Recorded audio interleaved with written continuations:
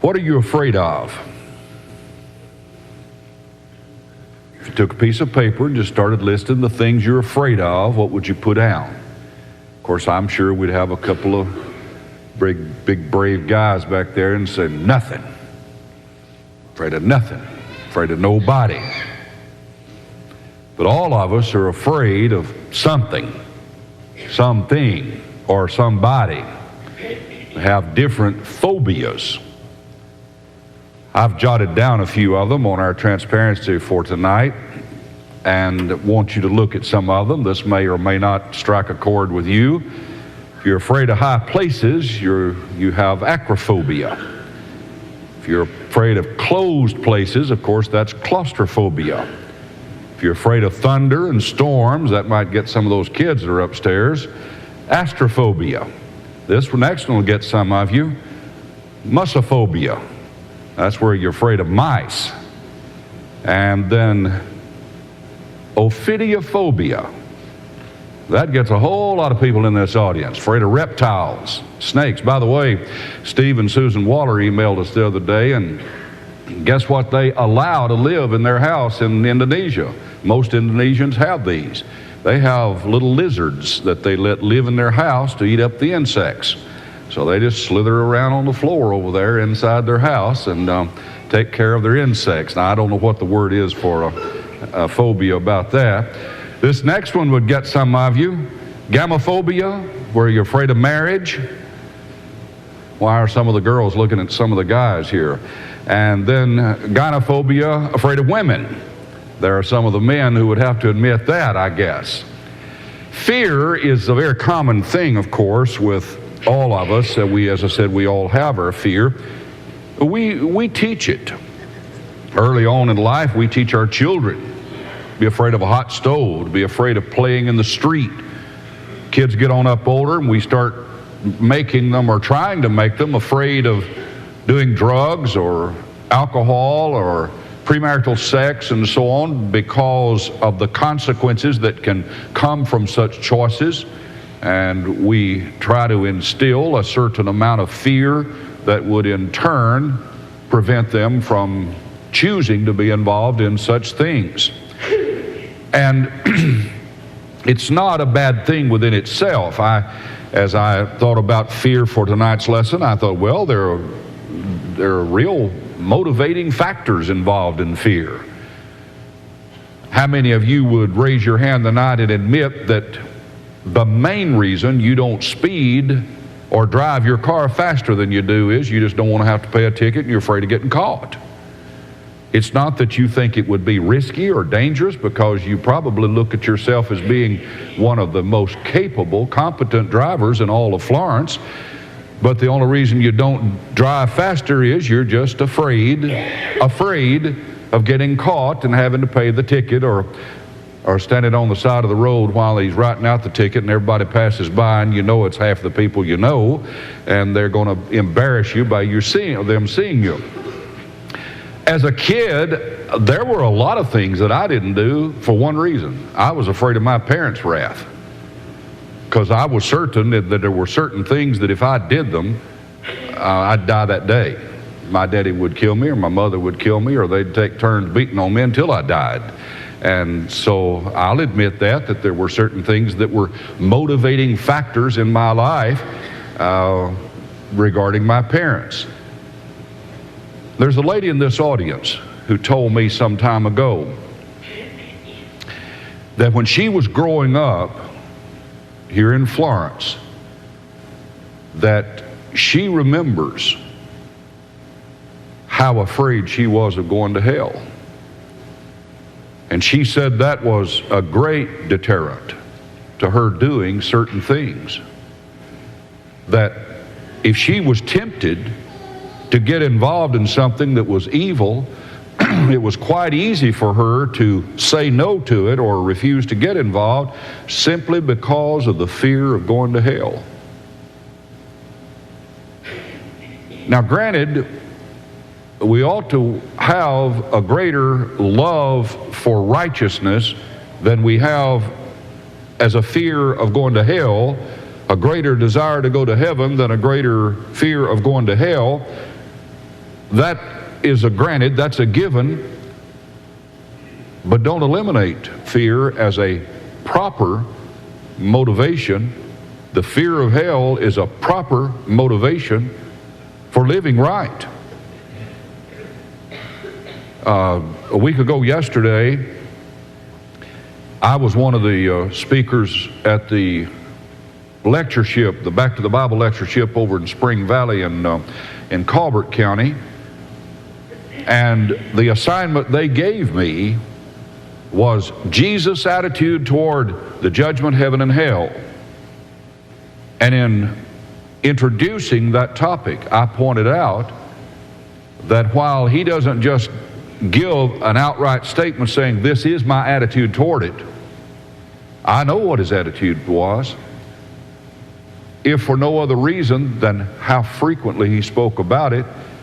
And there are people who don't want you to speak about hell because it's so negative. But if we shouldn't speak about it, how do you explain all the times Jesus spoke about it? He obviously wanted us to be motivated with a fear of hell and to know about it. I guess maybe the better way to sum it up is in the words of someone that I heard recently, and I don't remember who this was. I just heard someone phrase it this way, that it was fear that brought me to the cross, and then love is what's kept me there. Fear brought me to the cross, but love has kept me there. And that's true of all of us as Christians if we reach a point of maturity and grow as Christians. But we as Christians today have no reason to be ashamed of being afraid of hell and letting that be a part of the motivating factor in our lives. But regarding fear, as I said, we all have these common fears, but there is also a fear that we're going to talk about tonight that is a sign of wisdom. Now, I know some of you would say, well, hey, I'm being pretty smart and being pretty wise to be afraid of snakes, but that's not what I mean by the wisdom here. There is a wisdom that is talked about in the Bible that is the outgrowth of fear. And I want you to read it with me at this time. You can look at the screen and read with me from Proverbs chapter 1. The Proverbs of Solomon, the son of David, king of Israel. To know wisdom and instruction, to perceive the words of understanding, to receive the instruction of wisdom, justice, and judgment, and equity, to give subtlety to the simple, to the young man knowledge and discretion. A wise man will hear and will increase learning, and a man of understanding shall attain unto wise counsels. To understand a proverb and the interpretation, the words of the wise and their dark sayings, the fear of the Lord is the beginning of knowledge, but fools despise wisdom and instruction. My son, hear the instruction of thy father, and forsake not the law of thy mother. Notice how many times you see the word wisdom in this text. Verse 2, to know wisdom and understanding. Verse 3, to receive the instruction of wisdom. Verse 5, a wise man will hear, will increase learning. And then verse 6, the words of the wise, to understand the proverb and so on, the words of the wise. Verse 7, the fear of the Lord is the beginning of knowledge, but fools despise wisdom. One of the things about Proverbs that you realize as you study through it is it's sometimes presented, a proverb is presented in the form of a comparison, comparing two things.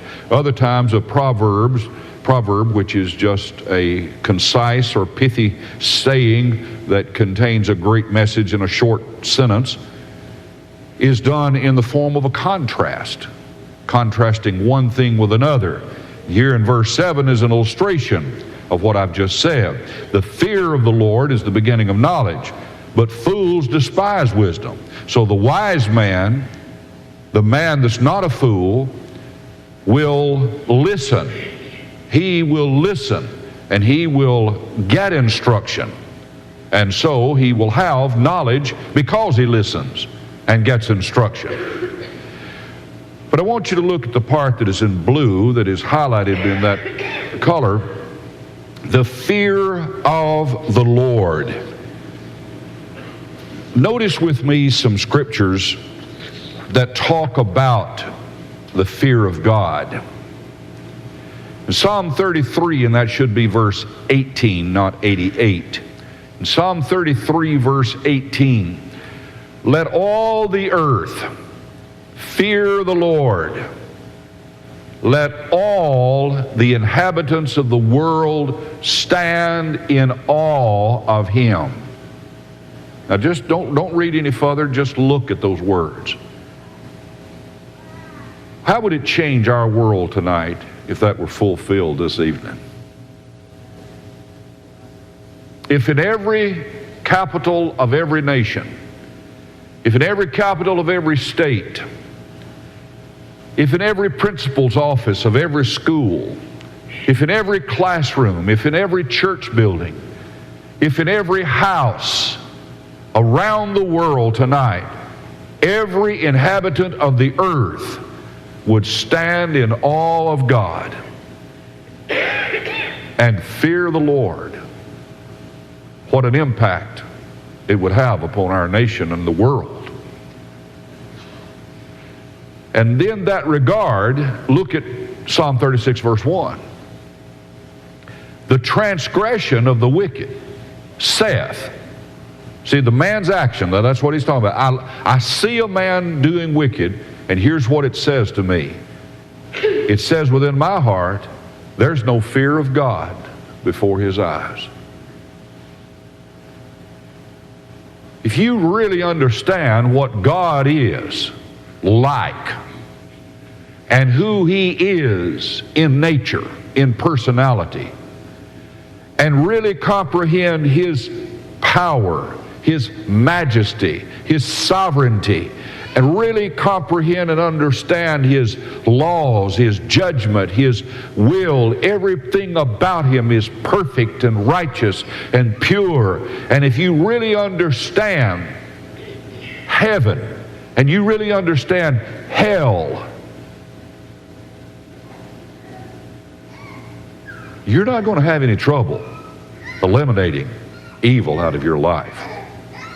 It's just not going to happen if you really comprehend that and have it as a conscious thought in your heart. And so David said, when I see a man, and this is not just somebody just sinning one time, this is an ongoing thing, but when I see a man living in sin and he just keeps on doing that which is evil, I know something about him, no matter what he claims, and he can be in a church building every Sunday, but I know there's no fear of God before his eyes. And then look at the words of the Apostle Peter when he spoke to and preached to the house of Cornelius. Of a truth, I perceive that God is no respecter of persons, but in every nation he that feareth him and worketh righteousness is accepted with him. Obviously, these scriptures tell us that it's important for us to fear God. Well, we started out talking about a fear of heights, a fear of closed places, a fear of reptiles, a fear of storms. Other people have a fear of the sight of blood, or a fear of death, a fear of water, hydrophobia, and so on. There are a lot of different fears. Is that what we're talking about here? No. We teach our kids, don't get near that hot stove, it'll burn you. And we build that fear into them. Is that what we're talking about here? Again, no. What kind of fear are we talking about when the Bible says that we're supposed to fear God? How do you describe it? Here are 3 points to help you understand it. It's not that which has torment in it, where you're tormented by the very realization of God, but it is that which is based upon respect and confidence and love in God. It's that reverent awe for God, an awe that is in your heart because of His excellency. I don't know that I have ever really captured this like I want to.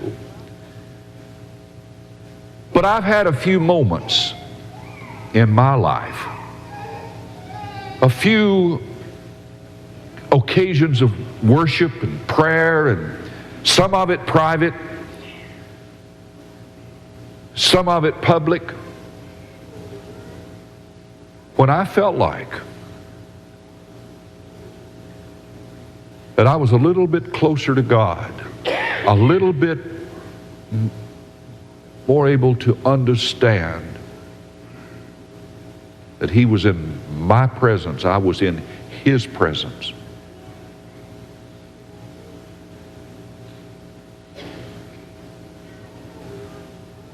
And I wasn't afraid. I feared Him, but I wasn't afraid.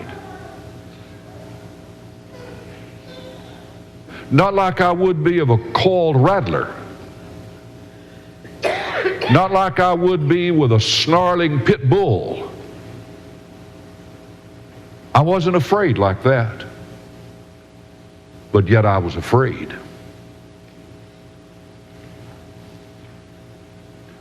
And I would to God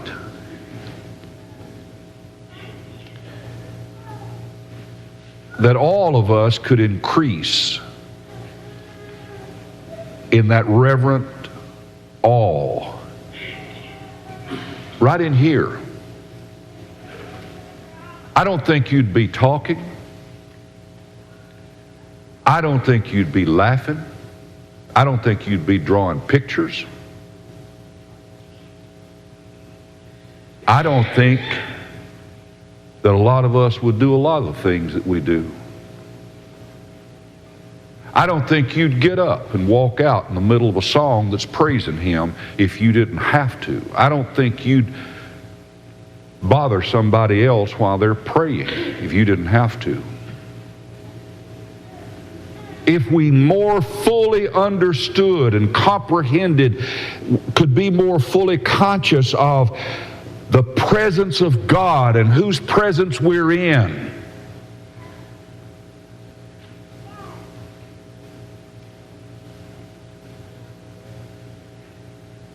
and then take that home. Because when you leave here, you don't leave Him. Because He doesn't dwell in here. He dwells in you and me. We're the temple. And so when you get up in the morning and go to work at school, you take Him with you.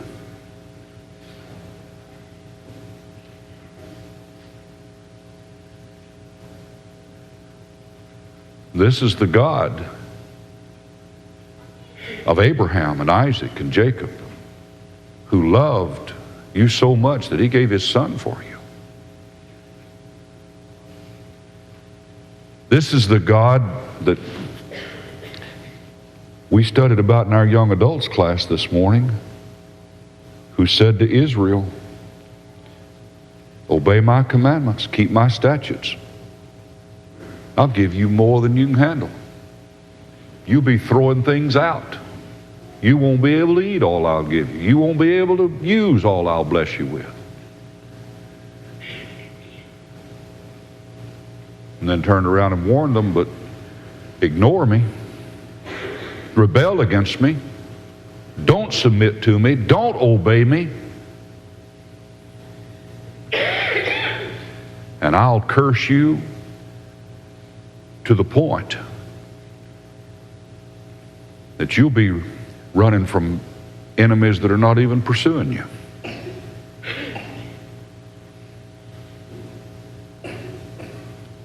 Your life will be miserable. That's the God we're talking about.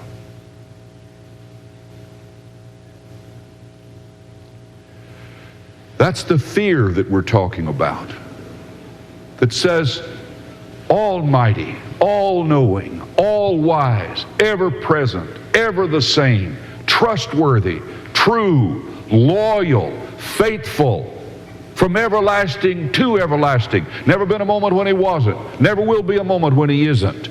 Never be a place where he is not. Never be a thought that he doesn't hear. Never be a word that he doesn't hear.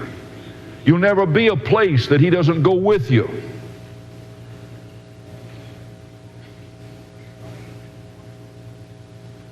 Not just to watch you, but to protect you, to provide for you if you walk in his will. That's the fear that we're talking about. I compare it, as point number 3 suggests, I compare it to that proper attitude that a son or a daughter has toward a parent who is loving and wise and fair-minded and strict.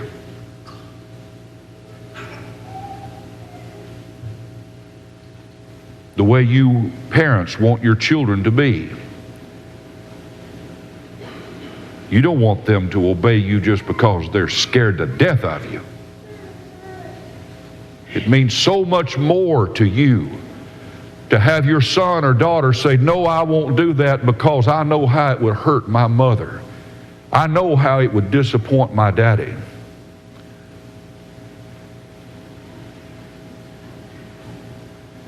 So saying no to temptation and living by choice in righteousness ought to be ultimately from the motivation of,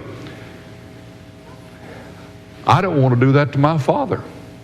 If I'm not righteous, I know what it'll do to him. I know what it'll do to his name.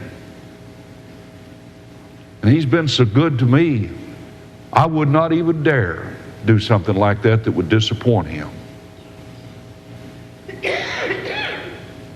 That's the fear that we're talking about. That's what this fear is. And the fear of the Lord, Solomon said here, is that fear is the foundation or the beginning of true knowledge. When you reach that point that you have that kind of reverent awe in your heart, with an understanding of who God is, and because of his love and the confidence you have in him,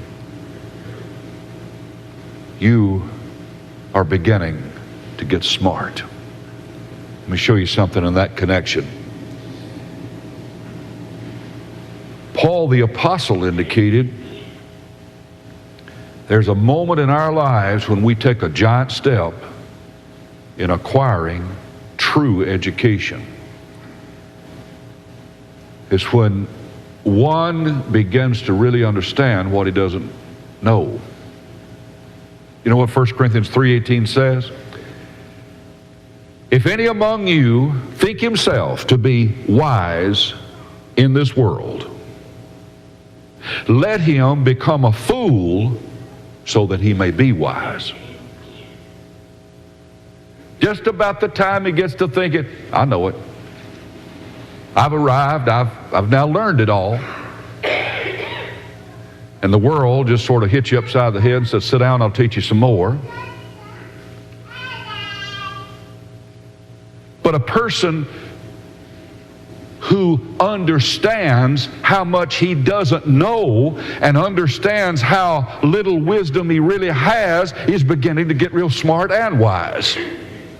See, that's what this is talking about. And it's a giant step that you take in acquiring true education. And a person who lacks the fear of God, are you listening? The person who does not fear God knows nothing as he ought to know it. Now, he may be the greatest thing in medicine that's ever been. He may be the greatest athlete that has ever walked. He may be the greatest of any field that you want to think of. But if he doesn't know the fear of God, he doesn't know anything like he needs to know it. That's what this is saying to us. And furthermore, one who lacks the fear of God does not know his real business in life. What did Solomon say in Ecclesiastes 12:13? Fear God and keep his commandments, for this is the whole of man, or the whole duty, as the King James Version says. That's at the end of his book. It's at the end of his writing down all that he found out when he searched for what life is about. And we all go through that to one degree or another, at one point or another, but we all find ourselves saying, is this all there is? I mean, is this as good as it gets? Is there anything different or better down the road? Is it just a cycle of changes and circumstances and conflicts and so on? Is that all there is to life? So Solomon, with his wisdom, searched for the meaning and purpose of life, and when he got through searching, here was his conclusion. Fear God and keep his commandments. That's what man is really all about. See? So I can say that because of what Solomon said there, that a man who does not fear God does not really know his business in life. Now, he may think it's making all the money you can get. Don't worry about the little man. Step on him all the way up the ladder of success if you have to. You make all you can get. Hang on to everything you can get that you have, as long as you can hang on to it, because that's the meaning of life. Other people, it's live it up. Have fun. Pleasure. Satisfy yourself. Look out for yourself. To other people, it's education. And there's nothing wrong with fun within itself, education, money within itself. All those things within themselves are not right or wrong. It's just that they're not what life is really all about. The wise man is a man who knows that fearing God is what life is really all about. And fearing God involves humility and a willingness to be taught. A while ago,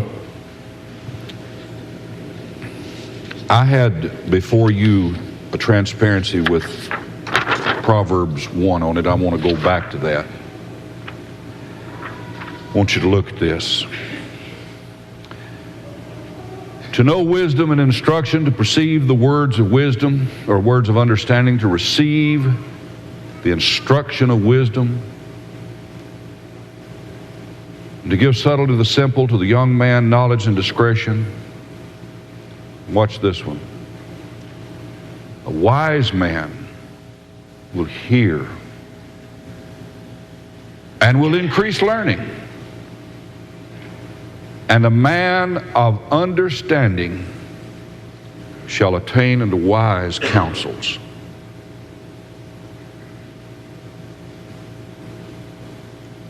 There's not anybody in this audience tonight that's ever reached a point that you were past the need for having somebody to give you some good advice.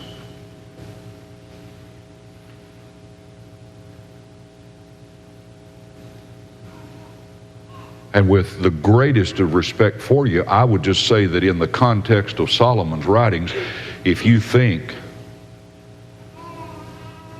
that you don't need good advice from wise people, then you're a fool.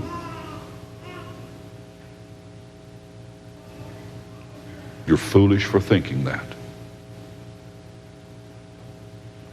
Look at verse 8. What does it say to you young people? Don't you forget and forsake what your mother and father taught you. You listen to them. Because on the path of life, if that path is just where I'm walking right now, you're way back there. And they've been a lot further down that road than you have been. And they do know some things you don't know.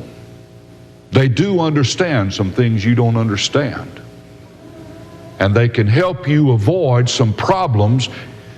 And the really smart son and really smart daughter is going to listen to the advice of mom and daddy.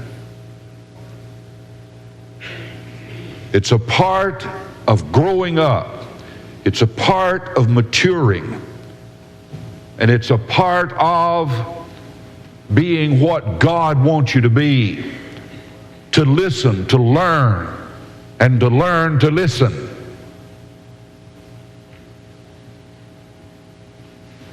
And the man who fears God and begins to understand what life is about, he understands what God is about, he understands who he is all about, that man is a man that's just taken a giant step in knowledge and understanding and wisdom. It's the very beginning of growing up to learn, to listen to others.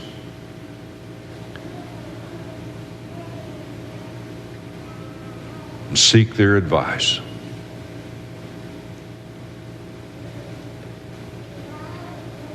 When I started preaching here at Wood Avenue, I remember making some frequent trips over to the Emmons house. Because Brother Emmons was a retired gospel preacher with a lot of experience. And I knew his well was deep. And I wanted to drink from it as often as I could. And I'd go over and just, of course you know this, if you knew him, I'd just get him started, then I'd hush and just let him talk.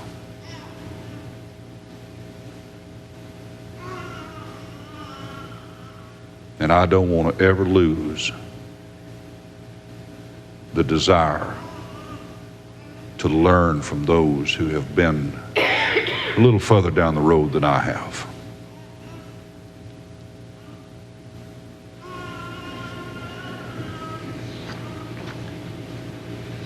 So, where does all of this start?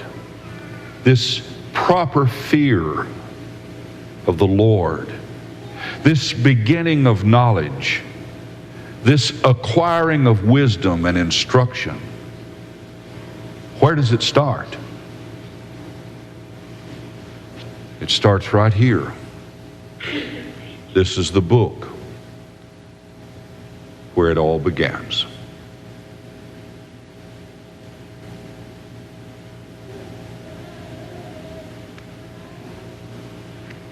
Let me ask you a question.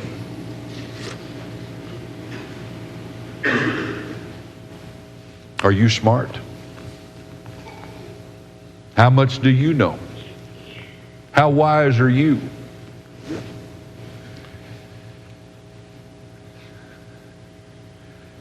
You may have a lot of formal education, but how wise are you?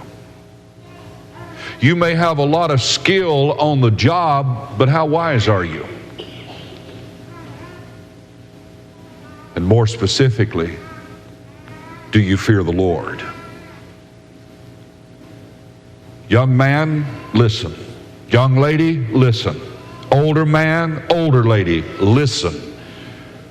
God, who is all-knowing and all-wise, has said, the beginning, the foundation, the starting point of really being knowledgeable and smart in this world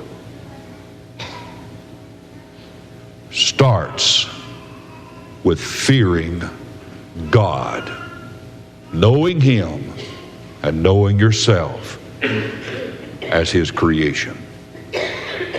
Open your songbooks, please, to the number that has been announced. 1. Speech, living room Apple TV. Access, selected. Access, living music, selected. Timer, calculate, time, selected. Screen recording.